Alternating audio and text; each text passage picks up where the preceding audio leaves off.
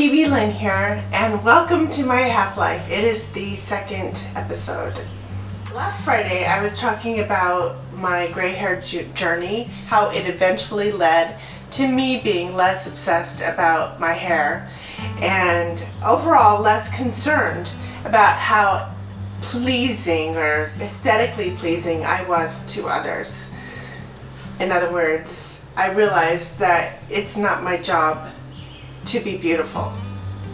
Ultimately, this resulted in me no longer connecting my worth with the way that I look, which is an incredible release.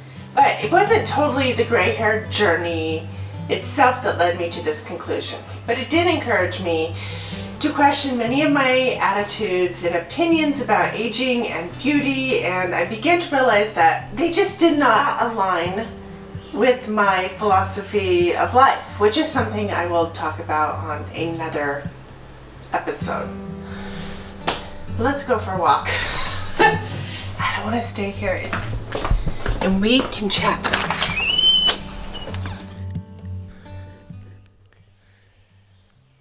One of the things that I also realized when pondering societal ideas of beauty, specifically as it applies to women, that it's hardly about being unique, interesting, or even stunning.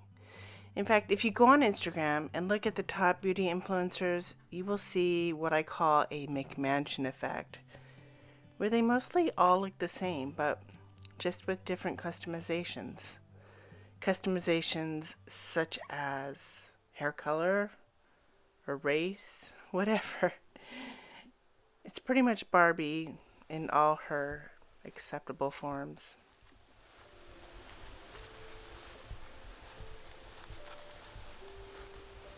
Oh my gosh, everything is so grown. And it began to look to me like the societal idea of female beauty had very little to do with something that delights the soul, like an opalescent sunset on a white sand beach or a glowing storybook cottage in a misty forest of old gnarled trees lit by fireflies. You know, things that we think are beautiful on Pinterest. But rather, beauty is an act, and I mean beauty for women, is an act of obedience, compliance, an aesthetic that assures an eagerness to please and a willingness to do whatever it takes to uphold this performance, no matter the cost. The pageantry of women performing beauty has more in common with boy soldiers marching at boot camp than something thoroughly unique that uniquely moves people at a personal level, which is what I think of as beauty.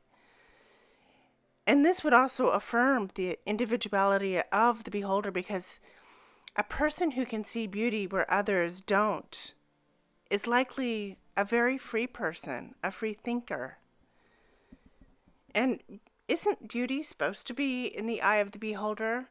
But somehow the collective eye of the beholder has been hacked by the stockholder.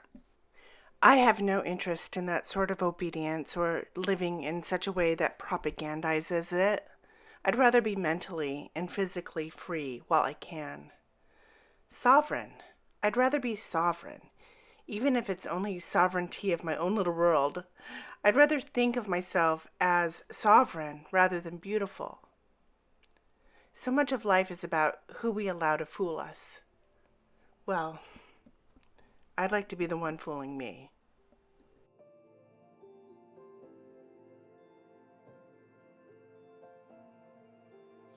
So there's a lot of silver hair beauty influencers who will tell you that silver hair requires just as much maintenance as dyed hair. And I don't know why they say that, or well, maybe they truly believe it, because there's a lot of products out there that you could be convinced that you need to use.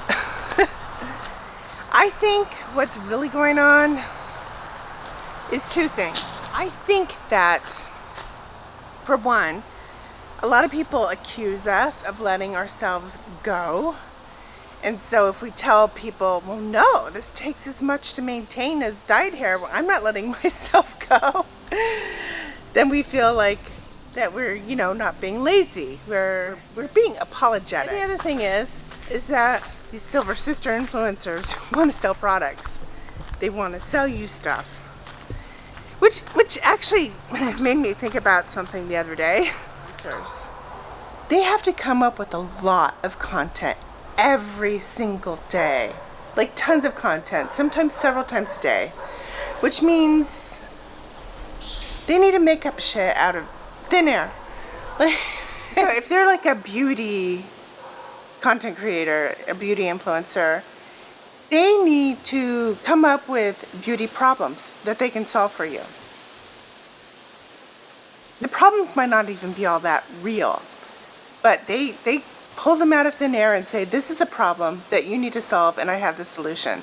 Which means, because there's so much social media influencing, there are so many problems being created every day to sell you either products or to convince you that you need to hang out with this influencer all the time. Miss Lila, what do you think about that? Where's your brother?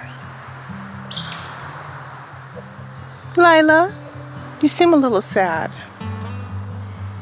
Everything okay? You wanna come out here? I don't know where your brother is. I don't know where your brother is. You're the sweetest thing ever. Let's go for a little walk. Just you and me. Little girl time. And later we can do our nails. We can do our hair. We can get all the yellow out of our silver hair, right? What do you do to get all the gold out of your silver hair, huh? Oh, you don't give a fuck.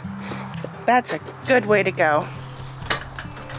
Well, those are my thoughts for today.